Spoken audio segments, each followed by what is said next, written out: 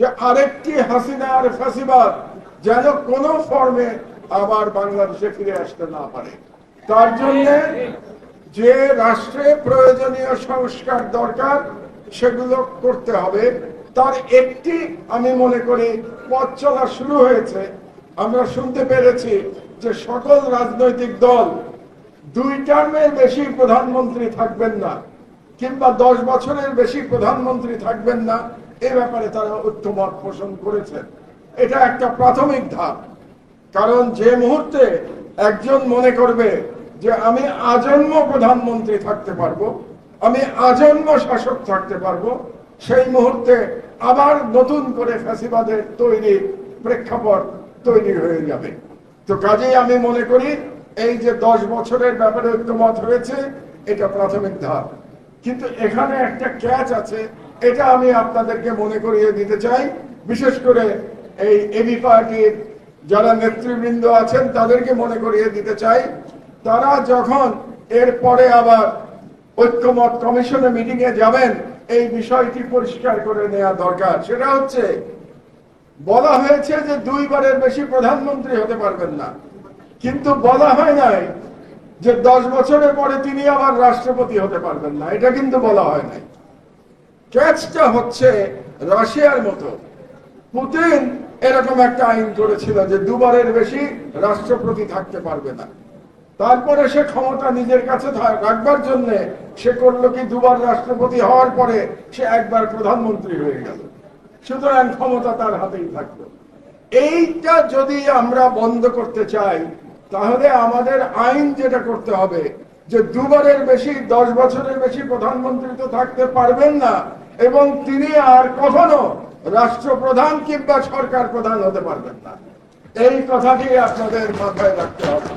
এটা যদি আপনারা না করেন, তাহলে আবার ফ্যাসিবাদ ভিন্ন ফর্মে ফিরে আসবে। এটা আমি মনে করছি রাষ্ট্রের একজন সিনিয়র নাগরিক হিসেবে রাজনীতিবিদদের এটা স্মরণ করিয়ে দেওয়া দরকার। তাহলে এটা হবে 1 নম্বর ধাপ।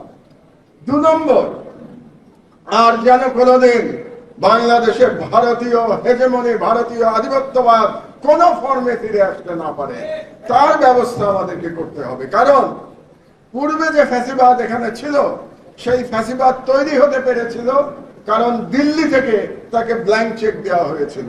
দিল্লি থেকে বলে দেওয়া হয়েছিল যে তুমি যত ইচ্ছা জুলুম চালাতে পারো, তোমার পিছনে আমরা ঢাল হয়ে থাকবো। যেরকম জুলুম আজকে এই মুহূর্তে জায়নিস্ট ইসরায়েল প্যালেস্টাইনের উপরে চালাচ্ছে, গাজার উপরে চালাচ্ছে, তারা কেন চালাতে পারছে? তারা চালাতে পারছে এই কারণে যে মার্কিন সাম্রাজ্যবাদ তাদেরকে গার্ড দিয়ে রেখেছে। যে কোনো রকম অন্যায় তারা করে যেতে পারে, তার জন্য তাদেরকে কোনো জবাবদিহির আওতায় আসতে হচ্ছে না। এই কারণে এই ইসরায়েল এই যুগে একটা দানবের মতো ব্যবহার করতে পারছে। সেইভাবেই হাসিনা দানব হয়ে উঠতে পেরেছিল, কারণ দিল্লি তার পিছনে ছিল। কাজে হাসিনার দানব হয়ে ওঠার পেছনে দিল্লির ভূমিকা আমরা ভুলে যেতে পারি না। কাজেই আমাদেরকে ঐক্যবদ্ধ হতে হবে, একটা ঐক্যমতে আসতে হবে। আর কখনো দিল্লি কেন, কোন বিদেশি শক্তি যেন বাংলাদেশের অভ্যন্তরীণ রাজনীতিতে এভাবে প্রভাব সৃষ্টি না করতে পারে, সেই ব্যাপারে একটা ন্যাশনাল চার্টার হওয়া প্রয়োজন বলে আমি মনে করি। এটা হলো দ্বিতীয়।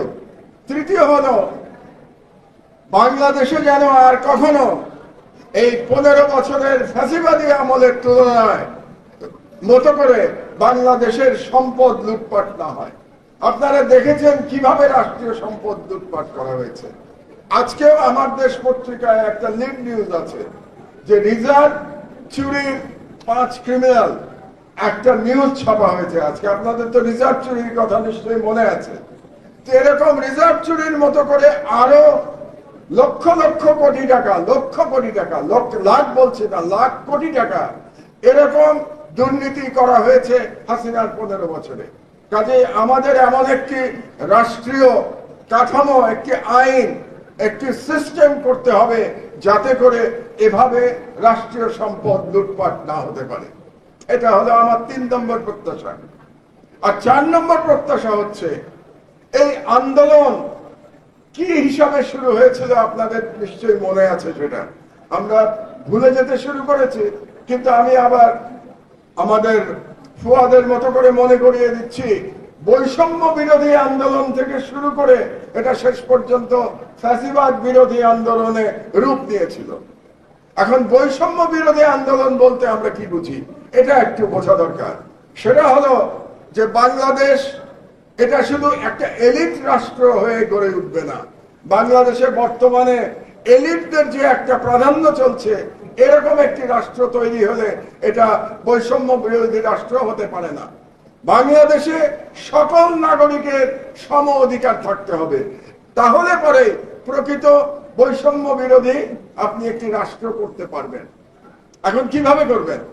বর্তমান যে সিস্টেম আছে, এই সিস্টেমে সকল নাগরিকের সমান অধিকারের কোনো সুযোগ নাই।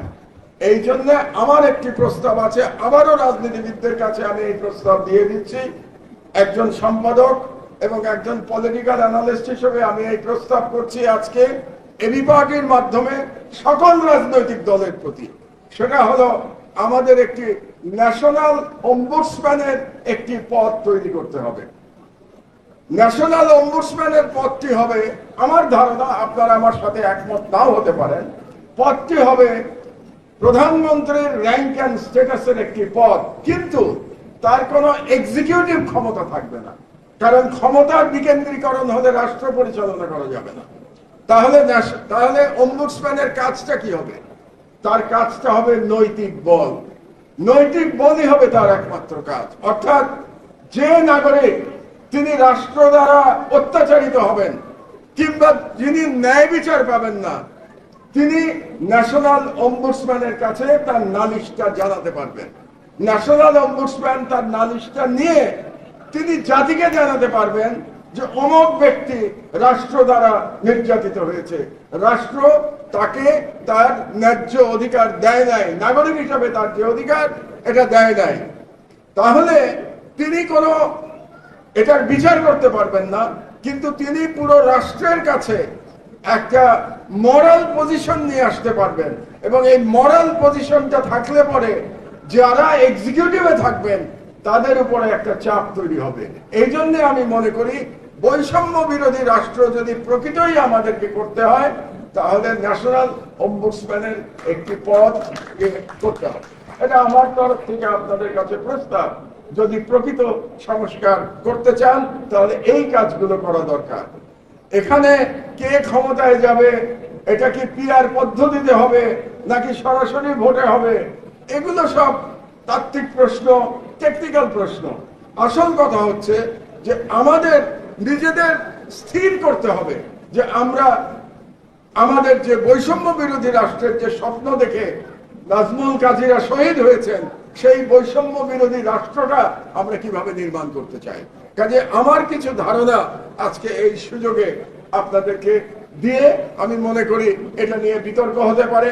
আমাদের নির্বাচনের এখনো সময় আছে, ঘোষিত সময় হচ্ছে ফেব্রুয়ারি মাস, কাজে এখনো 7 মাস সময় আছে।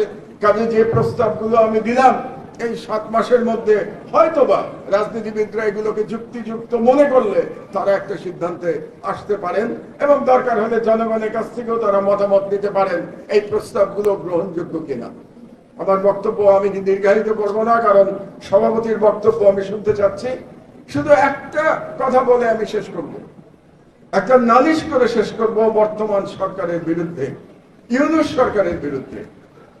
প্রফেসর ইউনূস সরকার ক্ষমতায় এসছেন নাজমুলদের মতো মানুষের জীবন দানের বিনিময়ে তারা ক্ষমতায় এসছেন, তাদের শহীদদের রক্তের উপরে তারা ক্ষমতায় এসছেন।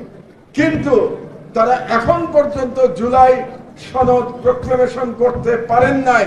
এটা প্রমাণ করে যে তারা শহীদদের প্রকৃতভাবে তারা মূল্যায়ন করছেন না।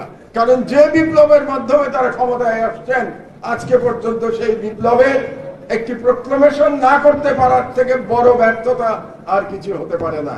কাজে আমি আশা করব যে 5ই আগস্টের আগে তারা এই প্রক্লেমেশনটা জাতিকে জানাবেন এ ব্যাপারে, এবং এটা যদি করতে না পারেন তাহলে যত ভালো কাজই এই সরকার করুক না কেন এই ব্যর্থতার দায় প্রফেসর ইউনূসকে নিতে হবে। আমার বক্তব্য আর আমি দীর্ঘায়িত করব না। ইনশাআল্লাহ আমি আশা করব যে আবারও যদি কোনোদিন বাংলাদেশে কোন ফ্যাসিস্ট মাথা উঁচু করে উঠার চেষ্টা করে, তাহলে আমরা সকলে রাজপথে নেমে সেই ফ্যাসিস্টের মোকাবেলা করব ইনশাআল্লাহ। আমি আশাবাদী এই কারণে, যে দেশের তরুণরা জীবন দিতে জানে, সেই দেশে, সেই রাষ্ট্রকে, সেই রাষ্ট্রে কোন ফ্যাসিবাদ দীর্ঘস্থায়ী হতে পারে না। হাসিনার পতনের মাধ্যমে এটা প্রমাণিত হয়েছে। কাজেই বাংলাদেশের মানুষ জীবন দিতে শিখে গেছে, বাংলাদেশের তরুণ রাস্তায় নামতে শিখে গেছে জালিমের বিরুদ্ধে। কাজেই কোন জালিম যেন আবার মাথা চাড়া দেওয়ার স্বপ্ন না দেখেন, এই হুঁশিয়ারি উচ্চারণ করে আমার বক্তব্য শেষ করছি। আল্লাহ হাফেজ। বাংলাদেশ জিন্দাবাদ।